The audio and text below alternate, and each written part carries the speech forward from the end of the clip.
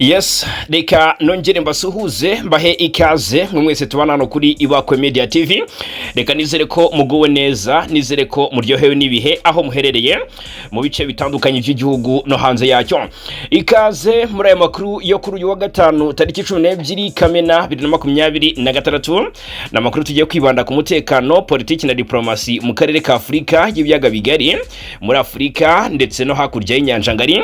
Tunarebera hamwe uko situation imeze muri rusange, twibanda cyangwa se duhera ku makuru ari kuvugwa muri Asirazo w'igihugu cya Repubulika Iharanira Demokarasi ya Kongo. Muze kwenyemerera muri aya makuru duhere ku kibuga cy'imirwano muri Kivu y'Amajyepfo ndetse na Kivu y'Amajyaruguru. Ibintu bikomeje guhinduka uko bwije nuko bukeye muri axe za Minembwe. Turebera hamwe ko situation imeze aka kanya. Ingabo z'u Burundi ndetse na FDLR zifatanyije na FARDC zikoze amarorerwa, zikoze icyo nakwita ibintu biteye ubwoba cyane, ari nabyo M23 ije ikomozaho ndetse na MRDP turwaneho mu itangazo rishyizwe hagaragara. Ndaje mbabwira ibyo twirwaneho yibanzo cyane ivuga ku bitero byagabwe n'iri huriro mu mihana ituwe n'abanyamulenge, dore n'icyasabwe imiryango mpuzamahanga ndetse n'abandi bakwiye kuba bareba icyoroshye uburasirazuba bwa Kongo bakabugirira ikigongo bijyanye n'ibiri gukorerwa abaturage babutuyemo. Ndaje mbikomozeho, turagaruka ku bice bitandukanye FARDC y'Ingamba kwigarurira, dore ko umuvugizi wa FARDC muri Kivu y'Amajyepfo ayiwe Lieutenant Ligan yongeye kugira ibyo atangaza ngo ku bice bamaze kwambura ihuriro ry'abarwana ku ruhande rwa M23 ndetse na twirwaneho. Ubwo turaje turebera hamwe ibyari byo barigamba kwisubiza mikenke ndetse bagatangaza n'andi makuru ahabanye cyane n'ukuri kuri guturuka ku mirongo y'urugamba. Muri no Kivu ahitwa Gasenyi ni gato cyane munsi y'ibyanzu bya Kinigi, ahanganaho haravugwa amakuru akomeye cyane bavandimwe ngo hamaze kugabaza rendo 66 mu gihe mu by'ukuri M23 nayo imaze kuba ikomeretsa abasirikare bagera kuri babiri. Biravugwa neza ko urugamba rukomeje kuva ku itariki ya 10 kugeza na maginga ya ibitero bikomeye bya coalition ku birindiro bya M23 biri Gasenyi birakomeje. Ndaje mbabwire ibyari byo muri aya makuru gatanu kuri gatanu. Muze kunyemerera dukomoze kuri raporo ya Human Rights Watch iherutse gusohoka ejo muri tariki ya 10. Ni raporo karahuta kayaje igaba bitero ku Rwanda. M23 yayisitero twatsi bikuye muri ibyo birego, dore ko ni birego byavugaga ko ngo nyuma yuko M23 ifashe umujyi nka Goma mu mpera za Mutarama umwaka ushize wa 2025 habaho ibikorwa bibangamira uburenganzira bwa muntu, habaho ibikorwa bihonyora uburenganzira bwa muntu, ngo hafashwe bagera ku 1700 bajyanwa mu gisirikare mu by'ukuri ku buryo bw'imbaraga cyangwa se batabishaka cyangwa se bitari mu bushake bwabo. M23 rero yahise ibihakana yivuye nyuma. Icyo u Rwanda ruvuze binyuze mu muvugizi wa guverinoma y'u Rwanda Ruratabawe nicyo nje ngo tugarukeho muri amakuru gatanu kuri gatanu. Hanyuma rero ntabwo ari ibyo gusa, Ububirigi bwongeye kuri koroza bushinja u Rwanda, bushinja igisirikare cy'u Rwanda, bushinja guverinoma y'u Rwanda kuba nyirabo yazana ikibazo cy'umutekano mu burasirazuba bwa Repubulika Iharanira Demokarasi ya Kongo. Minisitiri Maxime Prevot ni minisitiri w'ububanyi n'amahanga n'ubutwererane w'Ububirigi akaba na minisitiri w'intebe wungirije iki gihugu, yagize ati nzakomeza kwamagana igitero cy'u Rwanda kuri Kongo kugeza igihe ingabo zarwo zizavira muri Repubulika ya Demokarasi ya Kongo. Minisitiri Prevot ibi atangaje ndaje mbabwire mu buryo burambuye, ariko kandi munyemerere tuze kubivimuzi turebera hamwe n'ikibyihishe inyuma. Murabizi ko Ububirigi bushinjwa kugira umugambi wo guhungabanya umutekano w'u Rwanda, bakakomeje gutera inkunga coalition y'abashaka cyangwa se abagambiriye gutera u Rwanda, bakakomeje gutanga ibikoresho bimenwa cyane ku gihugu cy'u Burundi, cyane cyane ku kibuga cy'indege Bujumbura.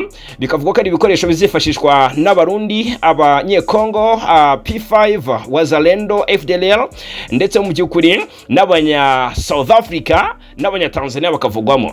Ni mu mugambi wo gutera u Rwanda.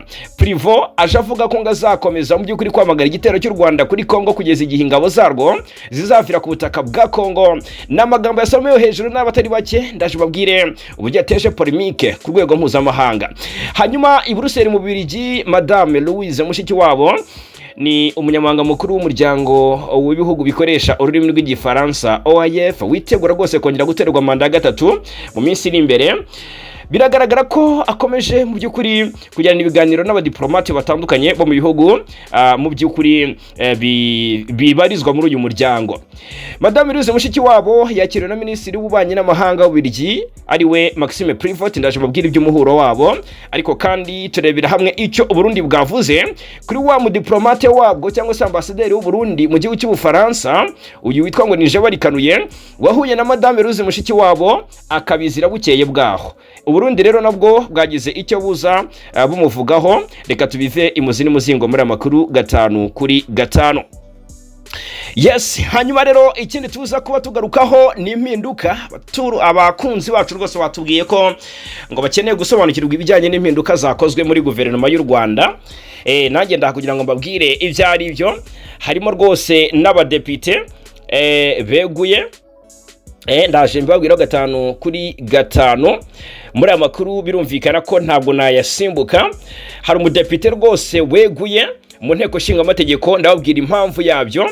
Hanyuma ariko ndababwira ku bijyanye n'impinduka zakozwe muri guverinoma y'u Rwanda. Birumvikana abarimo abajenerali babiri bakomeye mu ngabo z'u Rwanda, mu gisirikare cy'u Rwanda, bahawe imirimo mishya. Ndaje mbabwira uburyo ministeri imwe mu biro bya president yakuweho, ubaka kanya rwose iyo ministeri ntikiri mu nshingano cyangwa se ntikiriho nk'urwego runaka. Ubwo rero nabyo ndaje mbabwireho muri amakuru 5 kuri 5. Hanyuma rero ndababwira ku biganiro AFC M23 ndetse na guverinoma Kinshasa bagomba guhuriramo mu gihugu cy'Ubusuwisi. N'Ubusuwisi bukomeje kugaragaza impinduka cyangwa se bugaragaza impungenge kuko nubundi amasezerano yose gusinyirwa hariya Montreux ntago yigeze ashyirwa mu bikorwa. Ubwo rero ni ibiganiro byagombaga kuba bibera i Doha muri Qatar, ariko kubera ikibazo cy'intambara mu burasirazuba bwo hagati byimuriwe mu Busuwisi, bitajyanye no kuba Ubusuwisi ari bwo bufite inshingano zo gukurikiranira hafi by'ibi biganiro. Qatar iracyahari nk'umuhuza, Amerika nayo iritabira nk'umuhuza wundi, ariko kandi n'ibindi bihugu mu by'ukuri nk'imiryango ya AU nayo iritabira. Hareberwa hamwe niki cyatuma umutekano n'amahoro biboneka muri Burasirazuba bwa Repubulika ya Demokarasi ya Kongo.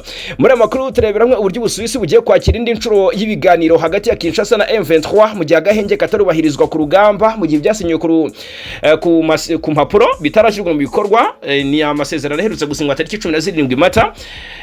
Yahawe iminsi 10 ngo batangiye gushyirwa mu bikorwa, kuko byasabwaga ko tariki 27 Mata hari ibyaba byatangiye gukorwa n'amaginga ya amaso yaheze mu kirere. Ubwo rero turaje turebera hamwe impungenge zigihari kubijyanye n'ishyirwa mu bikorwa ry'aya masezerano. Yes, turanambuka hakurya y'inyanja ngari turebera hamwe n'iki kigezweho mu makuru ari kuvuga cyane hagati ya Iran na Leta Zunze Ubumwe za Amerika bongeye kwesurana, dore ko mu makuru yatambutse twahoze tubibabwiraho 5 ku kandi uburyo rwose bisa nkaho ibiganiro by'agahenge imaze iminsi bihuza ibihugu byombi bisa nk'ibiri gukubita igihwereye. Reka rero aya makuru tuyave imuzi n'umuzingo. Nongeye kuba ikaze, nishimye rwose ndetse mbibutsa ko binoroshye cyane gukomeza kwibandira natwe hano kuri Ibakwe Media TV. Ni subscribe nicyo usabwa, kanda subscribe cyangwa sabone wiyongere umuryango mugari w'abadahwema kwibandira natwe, ukande like tubone ko ubikunda rwose, ushyire n'udutima muri comment. Udutima muri comment kabisa, bibaye byiza watubwira uko witwa naho uherereye, tukajya tugusuhuza amakuru yacu, ari nako usangiza abandi aya makuru, sharing cyangwa se ukanda hasi ku gaheto aho hasi handitse share cyangwa se gusangiza abandi, ugahereza abari mu magroupe ya WhatsApp, tukarebera hamwe mu by'ukuri uburyo iterambere ryacu ryakwihuta k'ikinyamakuru gitangaza amakuru azira ibihuha. Yes, nge ndifagika yinamura, reka twanzike. Burasirazuba bwa Repubulika ya Demokarasi ya Kongo ibintu byongeye kurushaho gukara ndetse no gukarata hagati impande zihanganye. Ndi kwakira amakuru akomeye cyane yuko ibitero bya coalition kwirindiro bya M23 muri axe za Gasenyi ni mu marembo yerekeza Rubaya uturutse mu bice byo munsi y'ibyanzu bya Kinigi. Biravuga ko M23 ikomeje kugabwaho ibitero karabutaka bikompora bidasanzwe bya coalition. Bivuga ko rwose igisirikare cya Congo FARDC waserendo na FDLR ngo bari insenda cyangwa se ngo bisize insenda, niko umunyarwanda bivuga mu buryo bwo gukabya inkuru, ngo bisize insenda barashaka kwimura M23 muri aka gace gafatwa nk'amarembo yerekeza mu bice by'ibirombe bya Rubaya. Ibirombe M23 iri kugenzura na maginga ya bimaze iminsi coalition ikubita gatoki ku kandi ivuga iti turabyisubiza kubera ko Rubaya na hano twemerera Leta Zunze Ubumwe Ubumwe za Amerika mu by'ukuri nk'ahantu izaza zikagenzura ariko zikaduha ingurane y'umutekano. Ubwo rero Rubaya ikaba iri kugenda mu by'ukuri igaruka ku mashapitre atandukanye yibanda ku makuru ari kuvugwa muri Burasirazuba bwa Kongo. Imirwano iri kuvugwa muri Kivu y'Amajyaruguru ntabwo ari imirwano myinshi cyangwa se ntabwo ari imirwano mu by'ukuri kuvugwa mu bice byinshi, ahubwo haravugwa deployment mu bice bitandukanye bivuga ko hari gutegurwa intambara karabutaka ngo ni deployment y'ibikoresho ndetse n'ingabo mu buryo budasanzwe. Bikavuga ko Masisi kuva ku munsi wo kuwa kangahe kuva ku munsi wo kuwa gatatu nibwo byari tariki 10 hongeye kubaho provocation ya coalition ku irindiro bya M23. Ibintu byaciye igikuba cyane mu gace ka Gasenyi, ndetse ubu tuvugana biravugwa neza ko icyitwa umwuka mubi kiracyameze nabi muri ibyo bice. Guhera saa 5 z'amanywa guhera saa 7 z'urukerera rwo kuwa gatatu shyira kuwa kane, imirwano yaciye ibintu hagati ya M23 ndetse na coalition, ngo ntago coalition gituma M23 iryama ahanga mu bice bya Gasenyi. Noneho coalition ya FRDC wazareno na FDLR ngo nibo bashotoye M23 bayigabaho ibitero bikomeye ku birindiro byayo biri ahitwa Gasenyi munsi yahitwa Kinigi, ndetse amakuru akavuga ko urugamba rwabaye imbelenge barwanya amasaha agera kuri 6 kuko bahereye saa 7 z'ijoro bageze amasaha ya saa 1:30 z'igitondo, saa 2 gutyo bakirasana abaturage imitima ihagaze. Hanyuma bikavugwa neza ko mu kubloka ibyo bitero M23 icyo yakoze yivuganya abazerendo bagera kuri 66 niko amakuru angeraho avuga. Hakabamo n'ufite ipeti rya koroneri, ariko murabizi ko abazarendo baba ari amapeti barayiha ntago bayakorera, na amapeti abari autoproclame. Ubwo rero koroneri wa wazalendo ntaramenya izina, mutala rwose yambwiye ko aza gukorera bwago kugira ngo menye uko yitwa ndetse n'amateka y'uwo mukoroneri, ngaraza kubimbwiraho. Ariko hanga higasenye urugamba rwari imberenge, ndetse no ku munsi w'ejo ubwo masaha ya saa 2 mu gihe bari bamaze kwesurana bikarangira rwose coalition isa n'icitse intege, ngo M23 yakomezanyishe ibirindiro byayo ndetse nta n'igikuba cyayicitsemo, nubwo abajya kuri 2 muri M23 bakomeretse. Bikavugwa neza ko aka kanya tuze ryagarutse, gusa amasaha y'umugoroba hongeye kubaho irasana cyangwa se ikozanyaho ritamaze iminota igera kuri 30. Abari mu byanzu bya Kinigi bakavuga ko biyumviye ibiturika by'amasasu bikompara by'ama RPG ngo byumvikanaga hangaha, ariko ngo byarangiye mu by'ukuri nta gikuba kindi cyongeye gucika. Ubaka kanya imitima iracyari mu gihirahiro, ese imirwano muri Gasenyi yaba yahagaze cyangwa se impande zombi ziri kuruhuka zinkutuzi ngo zongere uzisubukure. Aka kanya rero n'ubu tuvugana ndagira babwire ko wajya kumva ibintu birahindutse muri zino axe. Ubwo rero turakomeza kuhatera imboni turebe ese bimeze bite, bihagaze bite. Birakomeye cyane. Hanyuma muri Kivu y'Amajyepfo ibyo coalition iri kuvuga biratangaje cyane. Reka tunabihereho turebere hamwe n'ibyo M23 ubwayo iri gutangaza, turebere hamwe ukuri kwaba guhari. Agace kitwa Mikenke niko kamaze iminsi kagarukaho kuri ku mapro zitandukanye zigaruka ku makuru y'umutekano muri Burasirazuba bwa Kongo. Bikavugwa neza ko igisirikare cya Kongo nyuma y'uko M23 yari yagafashe ejo ni kuwa mbere tariki 8 ngo FARDC ibifashijwemo na Hibu Special Force n'abasirikare n'ingabo zidasanzwe z'abahibu ngo zaje kwisubiza ko gace hadashize n'amasaha 48 ngo bakubise M23 ndetse natwirwaneho. Gusa amakuru akavuga ko ngo nta mirwano yabaye hanga muri access za Mikenke. Ubaka kanya na maginga ya FARDC iri kwigamba ko iri kugenzura Mikenke ni imisozi miremire ya Minembwe, bavuze ko bayifashe cyangwa se bayisubije nyuma y'iminsi birigaruriwe na MRDP twirwaneho, ndetse ngo banayibabaje bikomeye cyane. Umuvugizi wa FARDC nagira ngo tubikomoze byatangajwe n'umuvugizi wa FARDC mu bikorwa bya gisirikare muri Sud Kivu, Lieutenant Regan Mbuyi Kalonji, yavuze ko Mikenke yongeye gufatwa nyuma y'igitero ngo cyo kuyisubiza cyagabwe n'igisirikare cya leta. Uyu Lieutenant Kalonji akavuga ko FARDC yari yabanje gusubira inyuma igana hitwa ngo ni Kishirita kugira ngo irinde abaturage ingaruka z'imirwano n'ibitero byakoreshwagamo drone z'intambara. Agira ati twari twasubiye inyuma tugana Ikishirita kugira ngo turinde abaturage kugwa mu mirwano.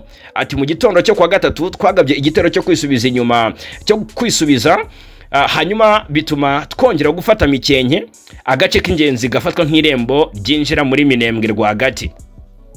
uyu muvugizi Lieutenant Ligan Kalonji Ngoyi avuga ko kandi abaturage bo muri aka gace bakiriye neza isubiranwa rya Mikenke cyangwa se ukuba Mikenke yarasubiye mu biganza bya FARDC. Ashinja abarwanyi ba AFC M23 twirwaneho ibikorwa by'ihohoterwa byakorewe abasivile igihe bari bakigenzura aka gace. Uyu kandi akavuga ko FARDC yanigaruriye utundi duce turimo Kalingi na Kakenke twafashwe ku munsi wo kwa kabiri, mu gihe ibikorwa bya gisirikare bikomeje mu bice bindi byo mu misozi miremire ya Minembwe. FARDC ikavuga ibi nyuma yuko ku itariki ya 9 Kamena amakuru atandukanye avugaga ko abarwanyi batwirwaneho bari bigaruriye Mikenke y'imirwano yabahanganishije na FARDC wazarendo ndetse n'ingabo z'u Burundi. Aha ngaha rero murumva ko agace kitwa Kalingi, Bidegu na za Gakenke natwo muri kumva ko FARDC yigamba ko iri kutugenzura. Reka turebera hamwe ibikuye mu itangazo twirwaneho yakize hanze, ubundi mbabwira ukuri guhari kwa makuru mukwiye kuba mwamenya, kuko njya amakuru mbabwira amakuru afite source, nta kinyoma cyo kigomba kumvikana aha ngaha kuri iyi chaîne yacu ya Ibakwe Media TV.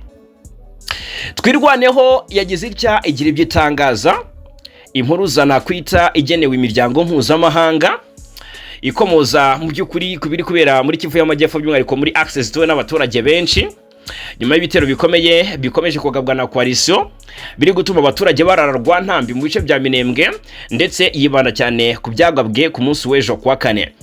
Nkuko byatangajwe n'umuvugizi wa MRDP twirwaneho mu itangazo kizagaragara kuri wa kane tariki 11 Kamena, iri huriro ry'ingabo za leta ya Kongo nabo bafatanyije ngo ryagabye ibitero simusiga mu mihana ya Bidegu, Lundu na Kalingi. Mwibuke ko coalition yo yigamba ko ifite utuduce, ariko se harasa ari ihagenzura yakwirasa. Icyo nicyo ngira ngo mwumve. Aha nahatuwe cyane n'abanyamurenge mu misozi miremire ya Fizi, imisozi miremire ya Uvira territoire ndetse na Itombwe.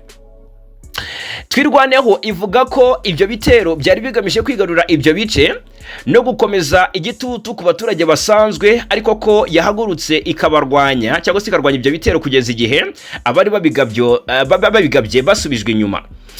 Amakuru atangwa na Twirwaneho agaragaza ko nyuma y'imirwano yamaze umunsi wose, ihuriro ry'ingabo za Kongo ryasubijwe inyuma mu buryo bukomeye mu duce twa Bidegu, uduce twa Lundu. Ahangaha Twirwaneho ivuga ko ingabo za FARDC iz'u Burundi, FDNB, FDR na Wazalendo zatsinzwe maze zambutswa uruzi rwa Ruwiko zisubira inyuma ziva mu mihana zari zagabyemo ibitero. Ni mu gihe kandi mu gace ka Kalingi aha naho habereye imirwano y'amagasa masaha y'igitondo cyo kwa kane ku munsi w'ejo. Iri huriro ryasubijwe inyuma ryambutswa urwo ruzi rwa Ruwiko risubira ku ruhande rw'ahitwa ngo ni Mutunda, nyuma yo kunanirwa kwigarurira ibirindiro bya Twirwaneho biri muri ako gace. Abatuye muri ibyo bice nabo bakavuga ko kuva mu masaha y'igitondo cyo ku munsi w'ejo humvikanye urusaku rw'imbunda ziremereye n'izoroheje. Ibintu byateye impungenge abaturage benshi, bamwe bagahawungira mu misozi no mu bindi bice babonagamo ko bifite umutekano muke. Hanyuma n'imirwano yaje kurikira imyaka myinshi y'umutekano muke mu misozi ya Minembwe no mu bice bya Fizi, Uvira ndetse na Itombwe. Hanyuma kuva mu mwaka wa 2017 imihana myinshi tuwe n'abanyamurenge yakunze kugabwaho ibitero n'imitwe yitwaje intwari itandukanye. Ibintu byatumye abaturage benshi bahunga ingo zabo, abandi basiga ubuzima cyangwa se banatakaza imitungo yabo. Byumvikane ko Twirwaneho yo ishimangira ko kuva icyo gihe yakomeje kwirwanaho kugira ngo irengere abaturage b'abanyamurenge, mu gihe leta ya Kinshasa yo yishinja guhungabanya umutekano no gukora n'imitwe yitwaje intwaro irwanya ubutegetsi bwa Kinshasa. Ubwo rero muri itangazo Twirwaneho yongeye gushinja FARDC gukoresha ibirindiro bya Mikenke nk'ahantu ho gutegurira no gutangirira ibitero byibasira abaturage b'abanyamurenge. Ikavuga ko ako gace kahoze ari inkambi yarindwaga na MONUSCO, ariko kakaba karahinduwe ikigo cya gisirikare. Twirwaneho yanashinje ku mugaragaro leta y'u Burundi kugira uruhare mu bikorwa bya gisirikare biri kubera mu misozi ya Minembwe, isaba ingabo za leta y'u Burundi ko zava ku butaka bwa Repubulika Demokarasi ya Kongo. Uyu mutwe kandi wahakanye bivugwa ko nibivugwa na FARDC ko Minembwe yaba icumbikiye abarwanyi umutwe wa Ruratabawe birumvikana ni umutwe urwanya ubutegetsi bw'u Burundi uvuga ko ibyo ari uburyo bwo gushaka gusobanura no gutwikira ibikorwa bya gisirikare bikomeje gukorerwa abaturage bo muri ako karere. Mu gusoza itangazo ryayo rero twirwaneho yasabye umuryango w'abibumbye ONU, umuryango wa Afurika yunze ubumwe AU n'indi miryango mpuzamahanga gukora iperereza ryigenga ku byaha by'intambara n'ibyaha byo guhonyora uburenganzira bwa muntu bivugwa muri ako karere. Uyu mutwe uvuga ko uzakomeza kurinda abaturage no guharanira ko inzira zifasha ibikorwa by'ubutabazi n'imfashanyo zongera gufungurwa cyane cyane mu bice byugarijwe n'imirwano. None rero ni munyamerere mumbwire munatanga ibitekerezo. FARDC igamba kwisubiza Mikenke, ikigamba kwisubiza Kalingi, Bidegu, tuduce nyine dutandukanye two muri Minembwe. None yaratwigaruriye ikabiri kuturasamo kandi turimo igaba ibitero kuri twirwaneho kandi nyamara yes, ni mumpe ibitekerezo namwe. Hanyuma reka mbabwire ko amakuru yo ni menshi bavandimwe. Reka mbabwire ko mu mujyi wa Goma ufatwa nk'umurwa mukuru w'intara ya Kivu y'Amajyaruguru haravugwa uruzinduko rwa Jameson mu rwego rwo gukomeza umuhate wa MONUSCO cyangwa se wa Loni wo gutanga umusanzu mu gushaka umuturambye ibibazo biri muri Republika Demokarasi ya Congo. Ihuriro rya Congo River Alliance cyangwa se AFC M23 ryakiriye mu biro byaryo bishinzwe guhuza ibikorwa bya politike intumwa yihariye ya MONUSCO Jameson. Inama yari igamije kuganira ku bwisanzure ku bibazo by'amahoro n'umutekano n'ituze mu gihugu mu gihe hakomeje ibikorwa bya dipolomasi biri gukorwa kugira ngo haboneke igisubizo kirambye. Umuhuzabikorwa wa politike wa AFC M23 Colonel Nanga Yobeluwo ari kumwe n'umwungirije Bertrand Bisimwa baganiriye na Jameson ku iterambere ry'ibiganiro bya Doha, aho AFC M23 yongeye gushimangira ko ikiza imbere igisubizo cya politike kugira ngo ikibazo kiriho gikemuke. Ibiganiro byibanze cyane ku buryo bwo kubahiriza gahenge ikizwi nka CCLFM, hibandwa cyane ku kamaro ko impande zose zakubahiriza ibyo ziyemeje kuko ari byo shingiro ryatuma imirwano igabanuka burundu kandi amahoro akarushaho kugaruka murasirazuba bwa Kongo. Nanone banaganiriye ku bibazo by'ubutabazi n'ubuzima cyane cyane mu buryo bwo guhangana n'icyorezo cya Ebola, aho AFC M23 yongeye kwemeza ko yiteguye korohereza ibikorwa by'ubutabazi n'ingamba z'ubuzima rusange muri utwo duce twibasirwa cyane. Uruzinduko rwa Jameson kandi rukaba ruri mu rwego rw'imbaraga mpuzamahanga zikomeje gushyirwa mu gushyigikira cyangwa se mu gushishikariza ibiganiro no gushimangira ibikorwa bigamije kubaka amahoro muri Repubulika Iharanira Demokarasi ya Kongo. Ni Swane birumvikana ko kuri ubu ni intumwa yihariye y'umunyamabanga mukuru wa ONU yasimbuye Bintou Keita muri Repubulika Demokarasi ya Kongo, ndetse kuri ubu ni uyoboye ubutumwa bwa MONUSCO. Ni umunyamerika kabisa watorewe kuyobora kujya muri uyu mwanya. Inshingano ze zirimo gufasha rero mu biganiro by'amahoro, gukurikirana umutekano no guhuza ibikorwa bya ONU muri Repubulika Demokarasi ya Kongo. Mbere yaho kandi iyi ntumwa yihariye yari intumwa yihariye ya ONU muri Somalia hagati y'umwaka 2019 na 2022. Navuga ko Swan iyi ni inshuro kabiri yerekeje Goma kuva uyu mwaka watangira cyangwa se kuva yatangira inshingano, ariko reka tuze turebe niba koko aza no kwerekeza Kinshasa kuko niba baganire ku bijyanye n'intambwe y'amahoro bice mu nzira z'ibiganiro. Byumvikane ko Kinshasa nayo isabwa kuganira n'uru ruhande rubahanganye, nizere ko nayo agomba kubiyibutsa. Yes, hanyuma areka tuve Igoma twibande cyane kubitangazwa muri raporo yashyizwe hanze na Human Rights Watch ku munsi w'ejo. Hanyuma Rwanda rwaje rivugaho duhita dukomoza no mu by'ukuri no kubitangazwa n'igihugu cy'Ububirigi ngo kuba ingabo z'u Rwanda ziri kuri koroza murasirazuba bwa Repubulika Demokarasi ya Kongo Ubirigi bwo ntibubigarukaho. Reka duhere kubikubiye muri raporo yashyizwe hanze na Human Rights Watch ku byahango byakorewe murasirazuba bwa Repubulika Demokarasi ya Kongo. Hanyuma turebera hamwe icyo u Rwanda rubivugaho kubera ko biragaragara ko ni inkuru ikomeye cyane nayo dukwiye kuba twaheraho. Ni inkuru mu by'ukuri yagarutsweho n'umuvugizi wa guverinoma y'u Rwanda Yolande Makolo akomoza ku byaha bishinjwe ingabo z'u Rwanda ndetse na M23. Yolande Makolo n'umuvugizi wa guverinoma y'u Rwanda yanenze raporo iherutse gushyirwa hanze n'umuryango Human Rights Watch. Ni raporo yibasira ingabo z'u Rwanda RDF ngo kubera ibibazo by'umutekano muke biri mu rasirazuba bwa Repubulika Demokarasi ya Kongo. Ku 10 Kamena iyi Human Rights Watch yashyize hanze raporo ivuga ko yakoze ku imfungwa ifungwa rinyuranyije n'amategeko ndetse n'ibikorwa byo kwinjiza abasirikare mu gisirikare ku ngufu biri mu burasirazuba bwa Repubulika ya Demokarasi ya Kongo. Muri iyi raporo uyu muryango wibasira cyane ingabo z'u Rwanda ndetse ukazigaragaza nka nyirabayazana ibibazo biri mu burasirazuba bwa Kongo ndetse ukazihuza cyane na AFC M23 ku buryo rwose wagira ngo kimwe n'ishami ry'ikindi. Hejuru y'ibyo kandi byose nta kimenyetso simusiga Human Rights Watch igaragaza gishimangira ibyo ivuga, gusa ishimangira ko byabayeho. Mu butumwa umuvugizi wa guverinoma y'u Rwanda AMAKURU yashyize hanze kuri wa kane yanenze imyitwarire ikomeje kuranga Human Rights Watch nk'umuryango uharanira uburenganzira bwa muntu.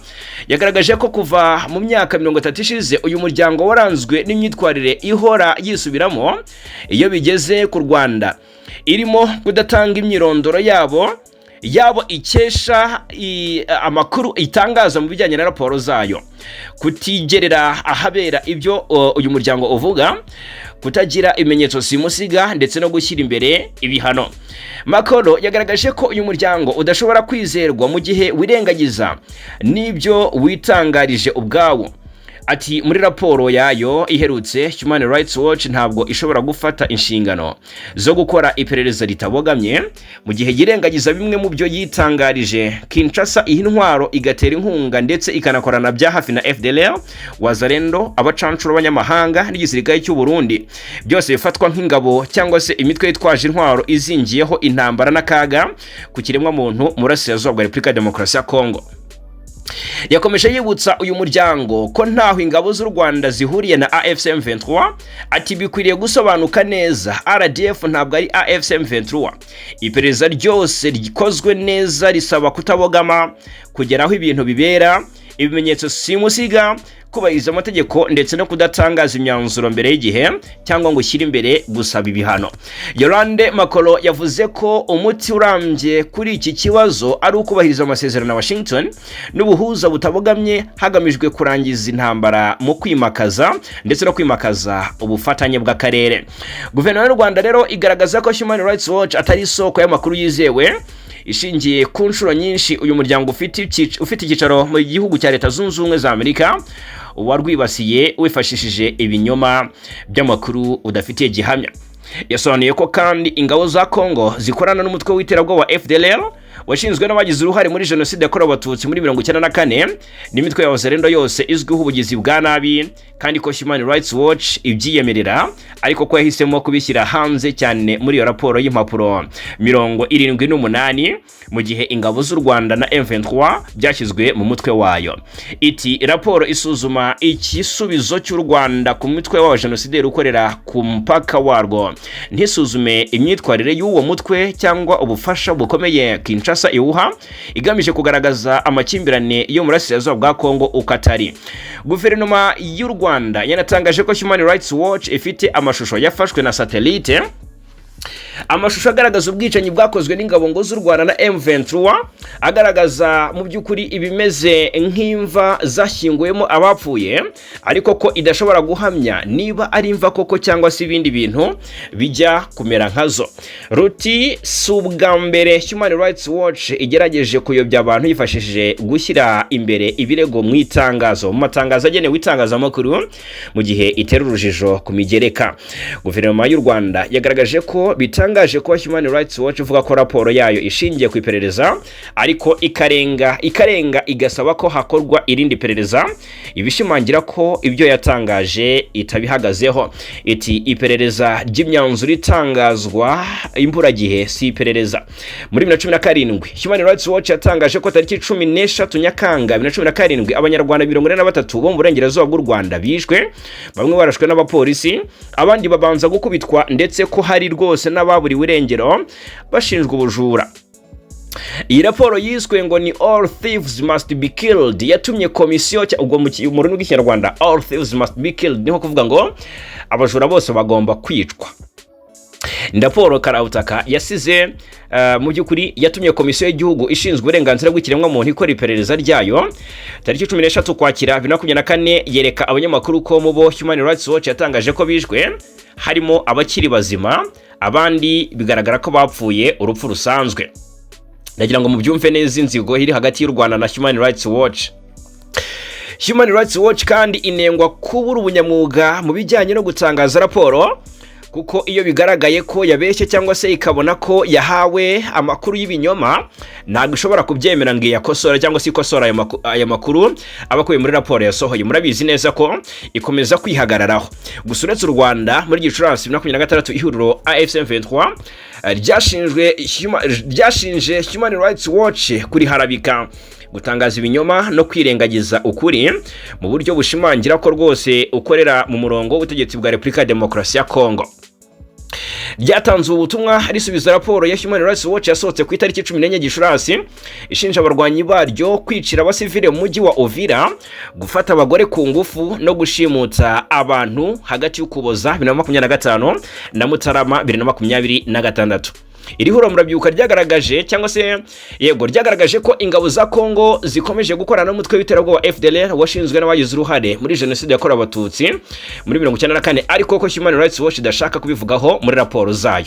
Ni M23 icyo gitangaje ko kubogama Human Rights Watch yagaragaje muri iyo raporo yayo gutuma uyu muryango utakarizwa icyizere mu buryo bukomeye, ibituma ibyo utangaza bidahabwa agaciro. Yes, ubwo rero mu by'ukuri titre iyi nkuru yavugaga uburyo umuvugizi wa guverinoma y'u Rwanda Yolande Makoro yanengaga raporo iherutse gushyirwa hanze n'umuryango Human Rights Watch. Ni raporo yashinjaga M23 ngo n'u Rwanda kuba mu by'ukuri mu gihe hafatwaga umujyi wa Goma ngo harabayeho kwinjiza abaturage mu gisirikare mu buryo mu by'ukuri bw'imbaraga hatarimo ubushake bw'abaturage. Nyamara M23 mu byo yatangaje ikomoza kuri iyi raporo yari yashyizwe hanze n'uyu muryango yagize gutya ibitero twatsivuye inyuma, igaragaza ko ari amakuru y'ibihuha, amakuru adafite aho ashingiye cyangwa se adafite amakuru mu by'ukuri agamije guharabika no kwangiza isura ya M23 ibyo u Rwanda narwo ruvuze, ngira ngo murabyumva neza. M23 yo ivuga ko iteka yinjije abantu mu gisirikare mu buryo bugaragarira buri wese, bikorwa ku manywa nta guhisha, kandi byanditswe cyane n'amashusho yagiye hanze, video byagiye bisakara kuri bose mu rwego rwo kugaragaza uko kwinjizwa kw'abantu mu gisirikare byagenze ndetse n'uburyo byakozwe ku bushake, nko kubikora naho abavuga ko rwose M23 bikoze ku gato bo akaba ari abo guhabwa inkwenene, kuko bigaragara neza ko M23 bikoze mu buryo mu by'ukuri buboneye kandi abaturage bari bishimiye. Yes, Ububirigi mu by'ukuri burenga ku bijyanye n'amakuru avuga ko buri mu mugambi wo gushyigikira umugambi wo gutera u Rwanda, ariko tuzakomeza kwamagana igitero cy'u Rwanda kuri Repubulika ya Demokarasi ya Kongo kugeza igihe ingabo zago zizavira ku butaka bwo mu burasirazuba bwa Kongo. Minisitiri Maxime Prevot ni minisitiri w'ububanyi n'amahanga n'ubutwererane w'Ububirigi avuga mu by'ukuri byinshi bihabanye n'ukuri gukwiye kuba kwatangazwa. Abenshi nahoze mbona bamuha urwamenyo.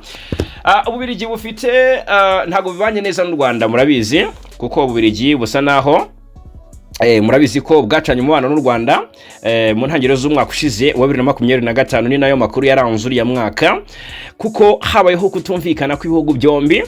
Ngaho mu by'ukuri mu gihe Kinshasa yashinjaga u Rwanda kuba ari nyirabayazana n'ibibazo by'umutekano mu burasirazuba bwa Kongo, Ububirigi nabwo bwazaga bubwunga mu buryo Kinshasa itangaje mu bijyanye no guhagarikirwa inkunga y'imiryango nka Union Européenne yahagarikiye u Rwanda. Ububirigi bukaba bwarafashije Kinshasa kumvisha amahanga ndetse n'ibyo bihugu byo mu Burayi ko u Rwanda rwarikoroje muri Burasirazuba bwa Repubulika Iharanira Demokarasi ya Kongo. Hanyuma rero gucara umubano hagati y'u Rwanda n'Ububirigi byarakozwe, ndetse n'amafaranga Ububirigi bwagombaga guha u Rwanda buyihera Burundi bushyigikiye Kinshasa mu ntambara buhanganyemo na M23. Hanyuma mu by'ukuri mu mugambi wo gutera u Rwanda wakomeje kuvugwa cyane, bikavuga ko Ububirigi bukomeje kuwenyegeza ndetse bukaba buri kwisonga cyane bwohereza ibikoresho iburujumbura mu Burundi ngo bishifashishwa mu gutera u Rwanda no guhungabanya umutekano ngo hakurweho n'ubutegetsi buriho. Ubwo rero Maxime Prevot niwe muntu ukunze kuvugira Ububirigi cyane, kuko ni minisitiri w'ububanyi n'amahanga, ni ugaragara cyane muri politike mpuzamahanga avugira Ububirigi. Ahangaha yaje ararikoroza, yongera kwibasira u Rwanda ndetse n'ingabo z'u Rwanda muri rusange, agira ati, ubwo ni mu butumwa yashyize kuri X yazari Twitter, ati nababajwe cyane n'uburyo amagambo y'Ububirigi kubibera mu burasirazuba bwa Kongo arimo kugorekwa ku mbuga nkoranyambaga byaba bikozwe nkana cyangwa se bitakozwe nkana hashingiye ku gusoma nabi wenda cyangwa se kubikora nkana. Imwe muri tweet ziherutse nanditse: nta gushidikanya gukwiriye kubaho, ubusugire bw'ubutaka n'ubwigenge bwa Repubulika ya Demokarasi ya Kongo ntibishobora kugibwaho impaka, nababwiriza cyangwa ibisabwa mbere y'ibindi. Kuva ikibazo cyatangira, Ububiligi bwabaye ku isonga mu kurengera aya mahame ku rwego mpuzamahanga kandi buzakomeza kubikora mu buryo nk'ubwo. Namaganye nta kuzuyaza icyo nise igitero cy'u Rwanda kandi nzakomeza kubikora kugeza igihe ingabo zose z'u Rwanda zizaba zavuye ku butaka bwa Kongo. Ariko kandi nahoraga nsaba ko amasezerano ya Washington yashyizweho umukono na Kongo n'u Rwanda yashyirwa mu bikorwa mu buryo bwuzuye. Ayo masezerano arasobanutse neza. Ivanwaho ry'ingabo z'u Rwanda no gutesha imbaraga FDLR biri mu nteruro imwe mu ngingo ya mbere. Bitandukanye n'ibihuha n'amakuru ayobya ari gukwirakwizwa, Ububiligi ntibushyira kimwe nk'igisabwa kugira ngo ikindi gikorwe, busaba gusa ko buri ruhande rwubahiriza vuba ibyo rwemeye ku bushake kandi rwongeye kwemeza inshuro nyinshi.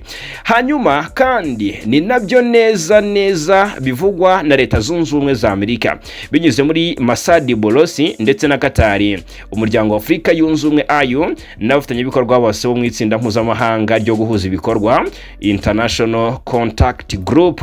Abaturage ba Kongo bamaze igihe kirekire bababaye cyane kubera uburemere bw'ibi bibazo, harimo n'icyorezo cya Ebola. Tugomba kugira icyo dukora kuri ubu kandi intwaro zigacecekeshwa n'impande zose zirebwa n'iyi ntambara.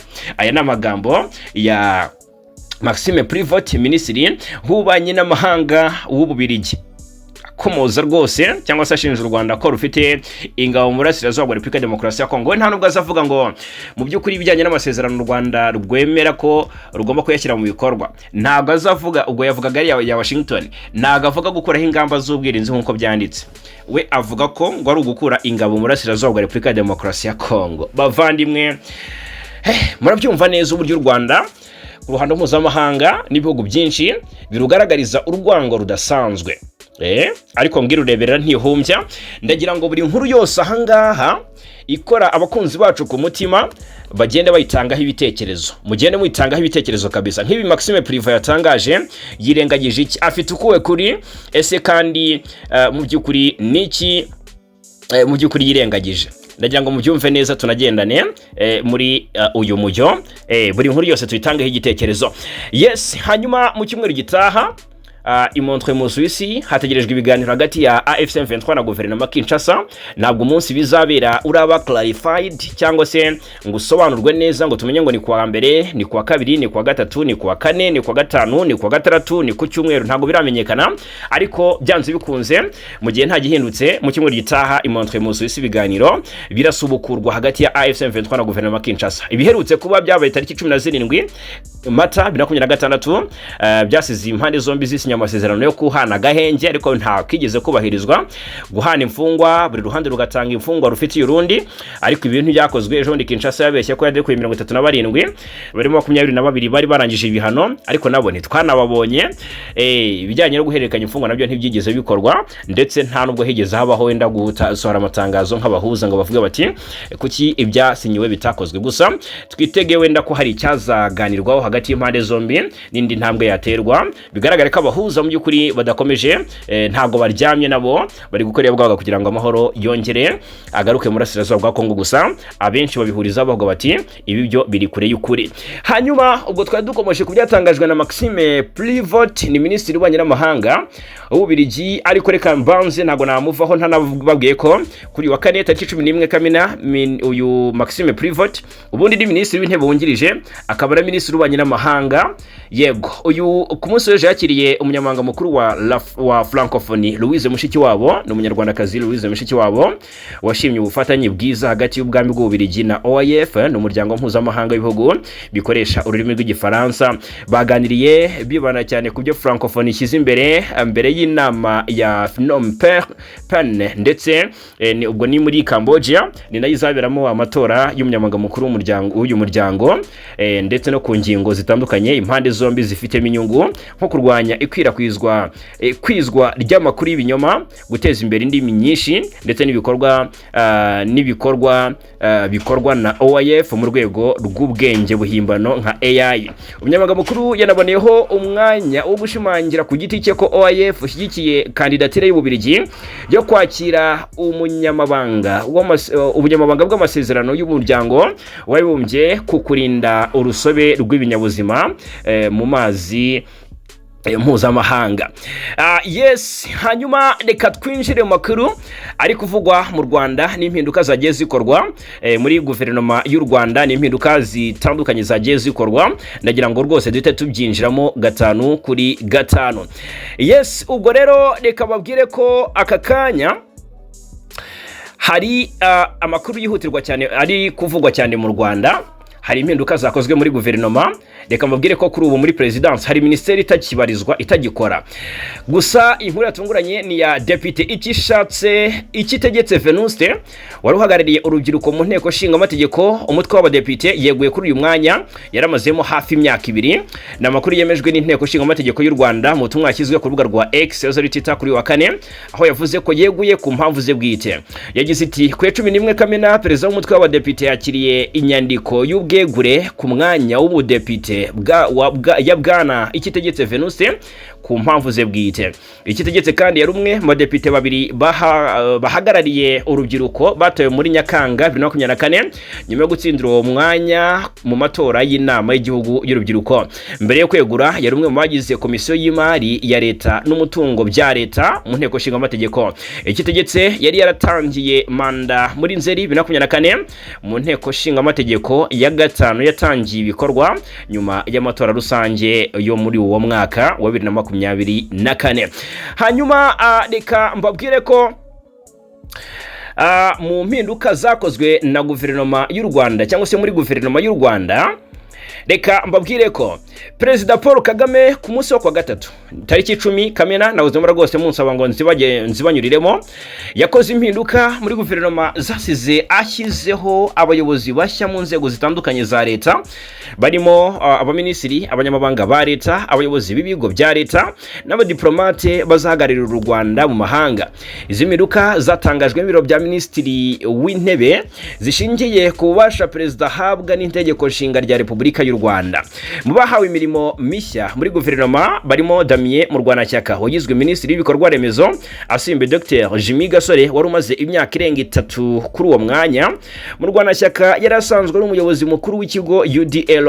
Judith Uwizeye yongeye kugirwa minisitiri w'abakozi ba leta n'umurimo, asimbuye Christine Nkurikiyinka woherejwe mu mirimo muri ya Dipolomasi.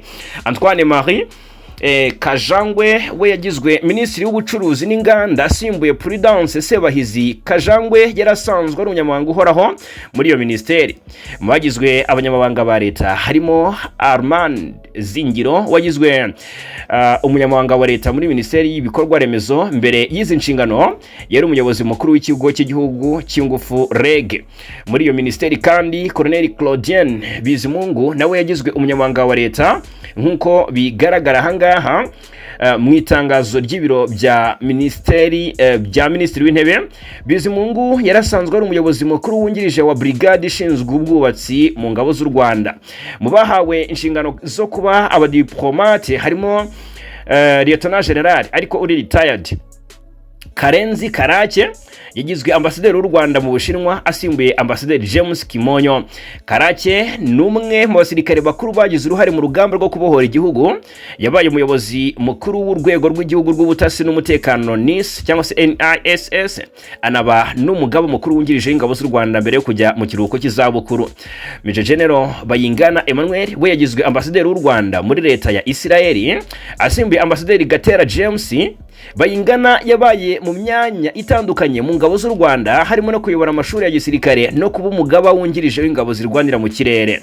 Colonel retired Ruhunga Janote we yagizwe ambasaderi w'u Rwanda muri Pologne, asimbuye Shyaka Anastase. Ruhunga yamenyekanye cyane nk'umunyamabanga mukuru w'urwego rw'igihugu rw'ubugenzacyaha RIB. ni mu gihe Christine Nkurikiyinka yagizwe ambasaderi w'u Rwanda mu bwami bwa Espagne. Nkurikiyinka yarasanzwe ari minisitiri w'abakozi ba leta n'umurimo, akaba yaranabaye ambasaderi w'u Rwanda mu Buholandi no mu bindi bihugu by'Uburayi. Perezida Kagame kandi yashyizeho abayobozi bashya mu bigo bya leta barimo Chantal Tuyishime wagizwe umunyamabanga uhoraho muri Minisiteri y'Ubucuruzi n'Inganda. Louise Kanyonga yagizwe umunyamabanga mukuru, yagizwe umuyobozi mukuru wa Zigama CSS. Maximilien Byiringiro yagiruzwe umuyobozi mukuru wa REG, naho Michel Umurungi yagirwa umuyobozi mukuru wungirije w'ikigo cy'igihugu cy'ubwiteganyirize RSSB. Yes, hanyuma reka turebere hamwe n'andi makuru ari kuvugwa birumvikana mu karere k'ibiyaga bigari. Ubwo ariko reka mbanze mabwire ko nko mu Rwanda nk'ubwo izo mpinduka zose zakozwe, impinduka zakozwe muri guverinoma zasize hari umwanya wa minisitiri mu biro bya presidence, mu biro bya perezida wa repubulika udafite umuntu kuko izo nshingano zitakiriho. Ni impinduka kandi zasize ministeri zifite abanyamabanga ba leta zarenze umwe barenze umwe zibaye ebyiri. Birumvikana ko ni impinduka zakozwe. Nk'ubwo minisitiri mu biro bya perezida yarashinzwe byubuze gusuzuma inyandiko zose zemejwe n'inteko nshinga amategeko mbere yuko zishyirwaho umukono na perezida. Yarashinzwe kandi gukurikirana ibibazo by'abaturage byagejejwe kuri perezida, gushyira mu bikorwa ibyo perezida yemereye abaturage, no guhuza ibikorwa bya guverinoma n'inteko nshinga amategeko. Uyu mwanya wariho Judith Uwizeye kuva muri 2017. Ubu rero yagizwe minisitiri w'abakozi ba leta n'umurimo, inshingano n'ubundi yari afite mbere yo kugirwa minisitiri muri presidence. Uyu mwanya rero ntukiriho, nta waburijwemo aka kanya, ndetse n'uwari urimo yahawe izindi inshingano, dore ko mu by'ukuri bigaragara ko uyu mwanya wakuweho. Hanyuma reka turebere hamwe amakuru yo kuvugwa mu karere no hakurya y'inyanja ngari. Mu karere nta byinshi ndi babwire, ndababwira ibyatangajwe n'igihugu cy'u Burundi kuri wa mudepite wahuye na Madame Rose Mushikiwabo bahuriye mu Bufaransa bikaza gutuma hamagazwa. Ni guverinoma y'u Burundi rero yaje kugira icyo ibitangazaho. Guverinoma y'u Burundi yatangaje ko kuba yarahamagaje ambasaderi w'iki gihugu mu Bufaransa kanaba nuhagarariye icyo gihugu mu muryango w'ibihugu bikoresha rw'igifaransa OIF ngo ntabwo bihuriye no kuba yari yahuye n'umunyamabanga mukuru w'uriya muryango Louise Mushikiwabo. Ku ya 3 Kamena nibwo Gitega biciye muri minisitiri w'ubanye n'amahanga ambasaderi Edouard Bizimana yasabye ambasaderi Spell Caritas Njebarikanuye guhita asubira i Bujumbura vuba na bwangu kugira ngo agezweho ubutumwa bwihutirwa bumureba. Abenshi bati nuko yahuye na Madame Louise Mushikiwabo buri yagiye kubazwa ibyo baganiriye mu by'ukuri bijyanye n'umubano Rwanda n'u Burundi bifitanye utari mwiza kuri ubu ngubu. Byari nyuma y'umunsi umwe uyu mudiplomate yakiriwe na Mushikiwabo amushyikiriza impapuro zimwemerera guhagararira igihugu cye muri OIF. Uyu muryango mu butumwa wanditse ku rubuga rwayo rwa X wavuze ko bariya bombi bagiranye ibiganiro byibanze ku buryo bwo guteza imbere ubufatanye bushingiye ku byihutirwa igihugu cy'u Burundi cyihaye, ndetse na gahunda za francophonie cyane cyane mu nzego zo guteza imbere gusoma no kwandika no kwimakaza uburinganire hagati y'abagore n'abagabo. Nyuma y'ihamagazwa rya ambasaderi Njebarikanuye, abenshi barihuje no kuba yari yahuye na Louise Mushikiwabo, umunyarwandakazi igihugu cye kimaze imyaka hafi 3 kitabanye neza n'u Burundi.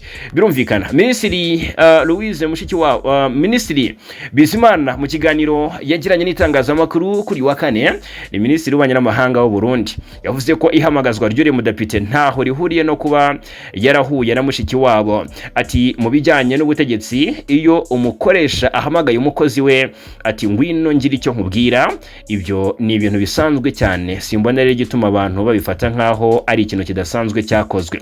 Yakomeje agira ati ngira ngo bahise bafatira kuri ibyo bavuze kuyobora OIF, ndagira ngo mu by'ukuri ati ngira ngo bahise bafatira kuri ibyo bavuze kuyobora OIF.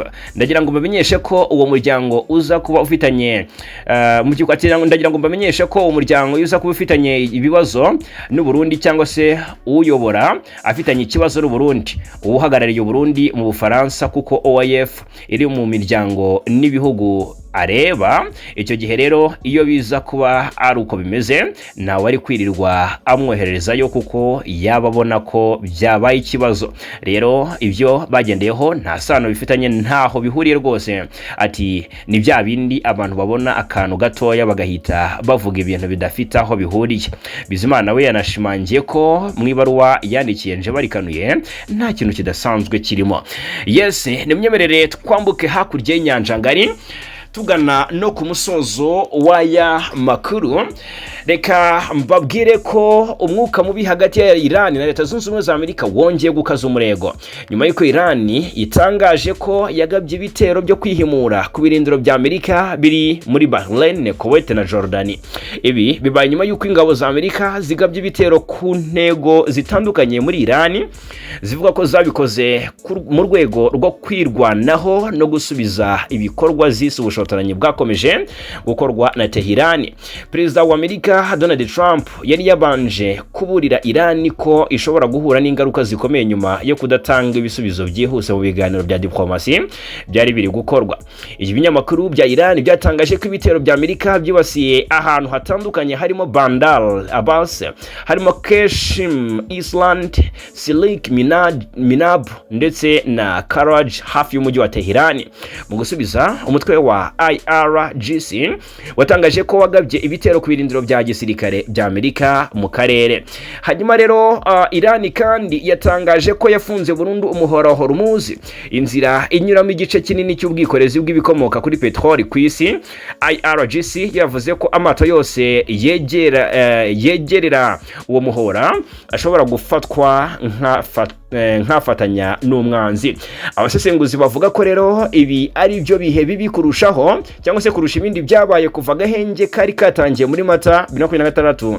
Samir Pul, impuguke ku bibazo by'umutekano mpuzamahanga, avuga ko rwose byabaye bishobora guteza indi ntambara ikomeye yaguka mu karere niba nta ngamba zihuse za diplomasi zifatwa. Hagati kandi ibihugu byinshi byagaragaje impungenge. Katari yamaganya ibitero bya Iran kuri Bahrain, Kuwait na Jordan, isaba impande zose kwirinda ibikorwa byakongera umutekano muke mu karere. Hanyuma Jordan yatangaje ko yahanuriye mu kirere misile 20 zaturutse mu gihugu cya Iran, mu gihe Bahrain yavuze ko ibisigazwa by'ibisasu byangije inzu zimwe na zimwe ndetse bikomeretsa umwana w'umukobwa w'imyaka 11. Mu yindi nkuru ifitanye isano n'iyo ntambara, amakuru ava muri Oman avuga ko ubwato bumwe bw'imizigo bwa Oman bwakubiswe n'igisasu mu nyanja ya Oman, mu gihe andi mato atwara petrol nayo akomeje guhura n'ibibazo by'umutekano.